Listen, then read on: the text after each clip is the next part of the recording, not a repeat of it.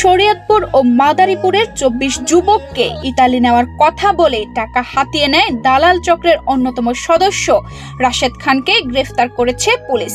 শনিবার 15 ফেব্রুয়ারি দুপুরে senior judicial magistrate আদালতের বিচারক মরিয়ম আক্তার নিপা রিমান্ড ও জামিন শুনানির জন্য আগামী সোমবার 17 ফেব্রুয়ারি দিন ধার্য করে জেল কারাগারে পাঠিয়ে দেন। এর আগে শুক্রবার 14 ফেব্রুয়ারি ঢাকার যাত্রাবাড়ি থেকে রাশেদ খানকে আটক করে সিআইডি পুলিশ। পুলিশ ও ভুক্তভোগী পরিবার জানায়, শরীয়তপুর পালং থানায় ভুক্তভোগী ফারুক পেদা বাদী হয়ে রাশেদ খান সহ 7 জনকে আসামি করে মানব পাচারের একটি মামলা দায়ের করেন। ওই মামলায় তাকে গ্রেফতার দেখানো হয়েছে। এছাড়াও আরো 11টি মানব পাচারের মামলায় আসামি রাশেদ খান। জানা গেছে, রাশেদ খান ও টুন্নু খান সহ দালাল চক্ররা শরীয়তপুর ও মাদারীপুরের 24 যুবককে ইতালি নেওয়ার কথা বলে পরিবারের কাছ থেকে 15 থেকে 20 লাখ টাকা পর্যন্ত হাতিয়ে নেয়। প্রায় 1 বছর কেটে গেলেও সন্তানদের খোঁজ না পাওয়ায় পাচারকারীদের বিরুদ্ধে মামলা করে ভুক্তভোগী পরিবারগুলো। এই ঘটনায় বিভিন্ন গণমাধ্যমে সংবাদ প্রচারের পর বিষয়টি নজরে আসে প্রশাসনের।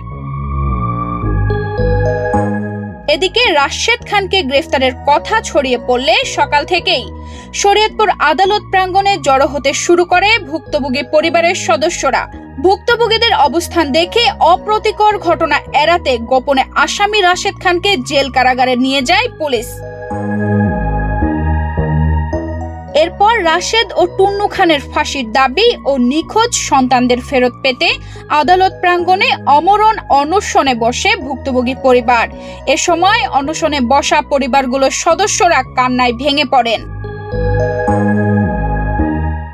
এ বিষয়ে শরীয়তপুর পালং কোর্ট পুলিশের জিআরইউ মোহাম্মদ রাশেদুল ইসলাম বলেন, রাশেদ খান নামে এক এজহার নামীয় আসামিকে গ্রেফতার করে আদালতে হস্তান্তর করেছে পুলিশ। আদালতে সিআইডির পক্ষ থেকে রিমান্ড ও আসামির পক্ষ থেকে জামিনের আবেদন করা হয়েছে। কোর্টে সোপর্দ করা হয়েছে।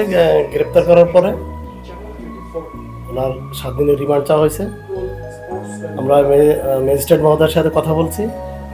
উনি বলছে আগামী সোমবার ওনার রিমান্ডের জন্য দিন ধার্য করা হয়েছে এবং সোমবার দিন ওনার রিমান্ড শুনানি হবে। সেই সাথে আজকে বিজ্ঞ কৌশলী এই আসামির জামিন শুনানির জন্য জামিনের প্রেয়ার দিয়েছিলেন।